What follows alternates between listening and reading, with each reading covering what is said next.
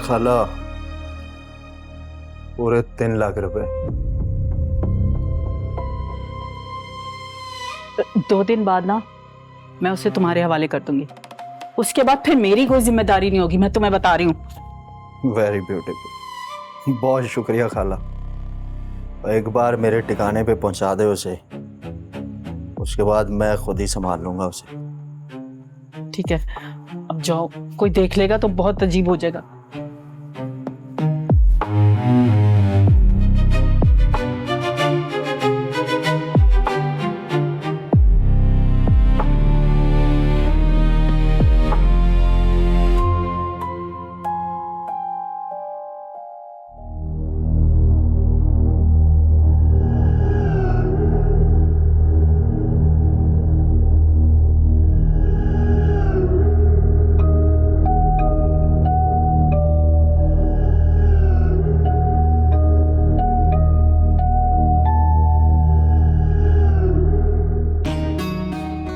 आपकी तबीयत तो ठीक है?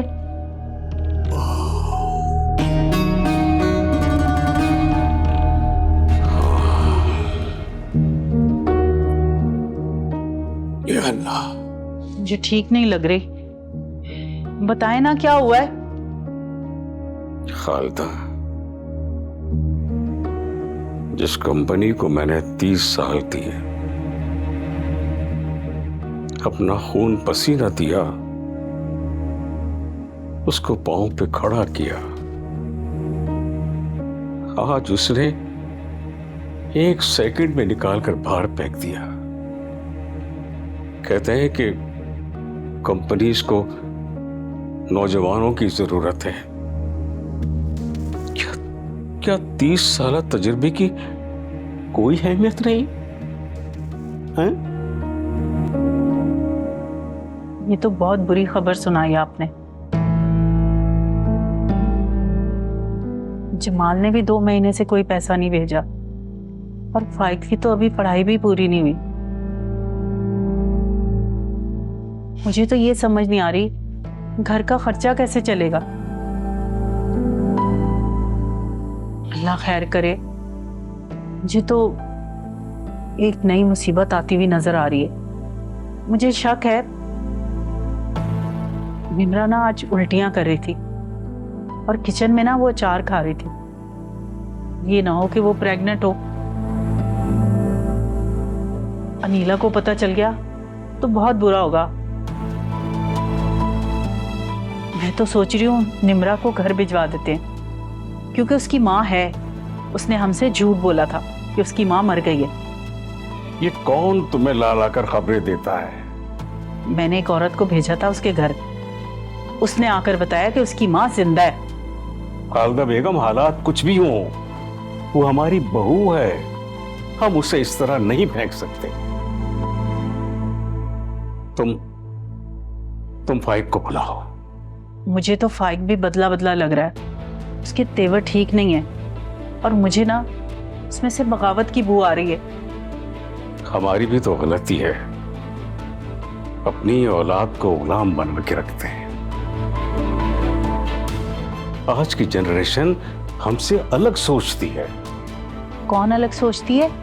आज की नई नस्ल अपनी सोच को किसी और के कैद में रखना नहीं चाहती, चाहे वो उसके माँ बाप ही क्यों ना हो। मैं नहीं मानती ये सब कुछ। मेरी औलाद को मेरी बात मानना पड़ेगी, बस। पागल हो गई हो तुम।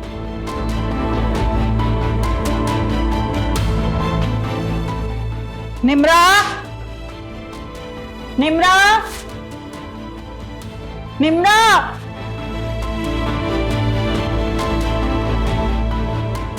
कहाँ चली गई है? अभी तो यहीं थी।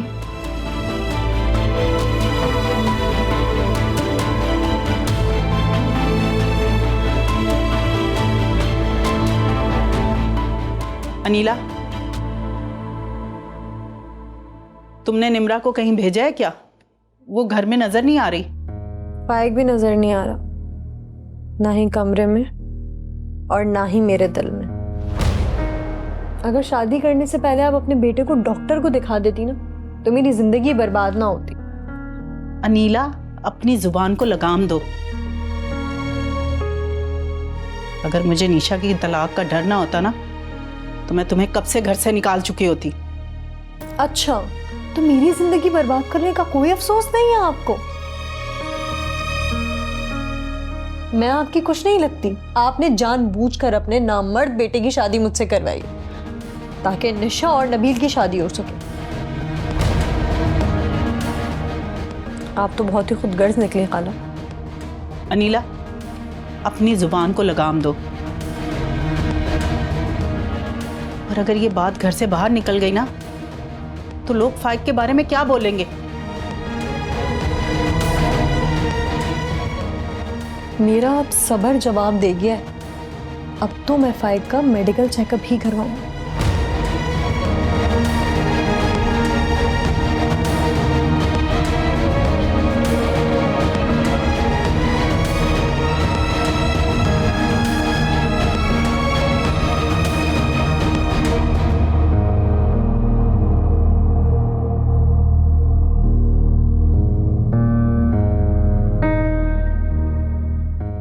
क्या कोई नई खबर लाई हो? फाइक ने क्या बोला? फाइक ने तो हमें कहीं मुंह दिखाने के काबिल ही नहीं छोड़ा। अगर ये बात फैल गई तो बहुत शर्म की बात है। दो शादियां करना कोई शर्म की बात तो नहीं है।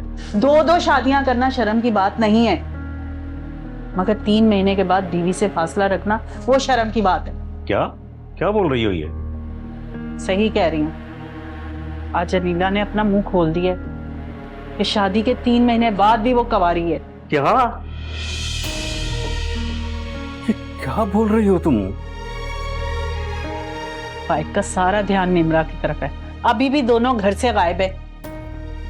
लेकिन तुम तो कह रही थी कि निम्रा की तबीयत ठीक नहीं है, हो सकता है फाइक डॉक्टर के पास लेकर गया हो। लेकिन अनीला की बात ने परेशान कर दिया है। मुझे तो ये डर है अनीला कहीं अफशा को ना बता दे। वो तो आसमान सर पे उठा लेगी। उसको तो मौका चाहिए मुझे शर्मिंदा करने का। नहीं, तुम परेशान मत हो, मैं फाइक से बात करूंगा। ये सब कुछ निम्रा की वजह से हो रहा है। तो अनीला भी अपने तेवर दिखाने लग गई है। अगर उसने तलाक का मुतालबा कर लिया तो हमारी निशा का क्या होगा? नहीं, कुछ नहीं होगा। मेरा ब्लड प्रेशर हाई हो रहा है।